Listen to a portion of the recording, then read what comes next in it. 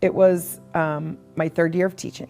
I was teaching 5th grade in New York City, in Brooklyn, actually. From my classroom, I had a clear view of across the East River, the New York City skyline. I was working downtown on the 19th floor of a high-rise building. I had just graduated college. There was a gentleman in my class, and he had one of those small, like Sony TVs, and he was watching the news, and he said, "Hey guys, it looks like a plane hit one of the towers in New York City." And we were watching it. And while we were watching the news, the second tower was hit. I was a student at Henry Kindergarten through 5th grade.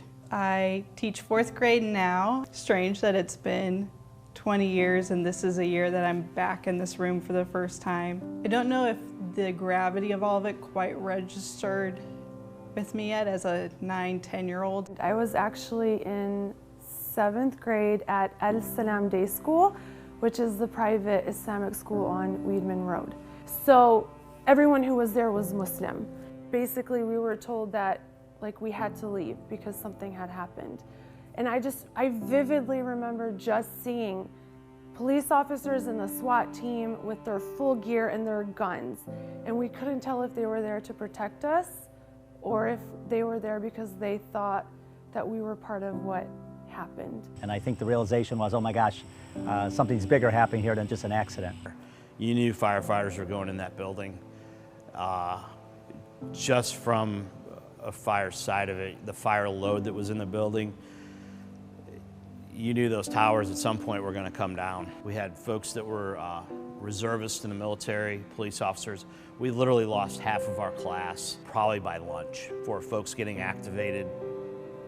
In my neighborhood, there was a gentleman on my street who I still know. He was part of Missouri Task Force 1, and those are the folks that they're urban search and rescue, and they went to New York. I think actually that was the only time that all 28 USAR teams might have been at the same spot at one time. I was so worried that those kids weren't going to be able to go home, or if any of their parents weren't going to make it home, I would have to take them home. And that is not something I took lightly. I remember sitting on the living room floor with my mom and dad, my brother and sister, and watching the president's speech that night. My family has a military background.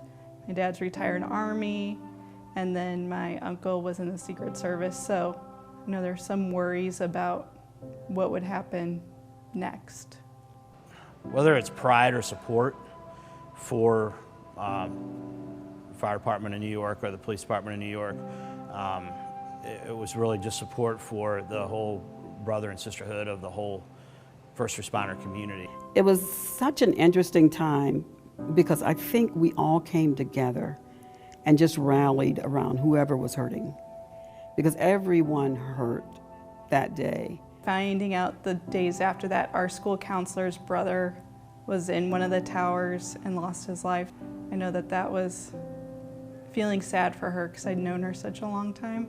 Life was different from that day on for me as a Muslim child and even now as a Muslim woman.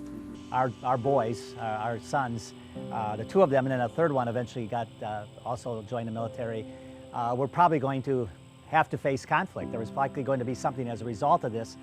2003 to 2013, approximately 12 deployments by our 3 children to Iraq and to Afghanistan. So it certainly changed our lives as a family. My son was 5, and we're sitting at railroad tracks in Eureka, and then just a whole train load of tanks go by. And he was like, "What are the tanks for?" And I go, "Well, the Army uses them." "What do they use them for?" And I said, "Well, war." And then I realized that second or third question, I was going down a really long road with a 5-year-old.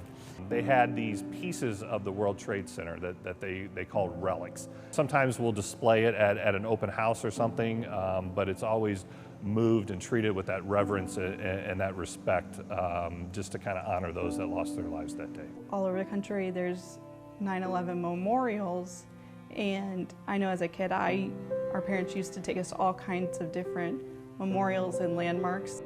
This really impacted the entire country, just as much as it impacts New York City. From despair comes hope. We learned that. I ran into this lady. She was coming out of the door, and she hugged me. Really, really just hugged and cried, and I thought, she knows what happened. And so she just said to me, she said, I love you. And I said, I love you too. You look at the destruction it can do, but then you also can look at the healing and the friendships and the bonds and everything else that can come out of that if everybody would just take a breath. We're better together than we are separate. We need each other. Ask, don't assume. Grow your heart too, because you accept people for who they are. It took something like that to remind us that we're really quite all the same underneath and all working toward the same things of feeling secure and feeling loved and wanting to have a place in the world that we can contribute to society and help make things better.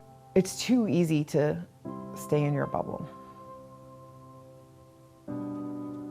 The world isn't going to get better by everybody staying in their bubble.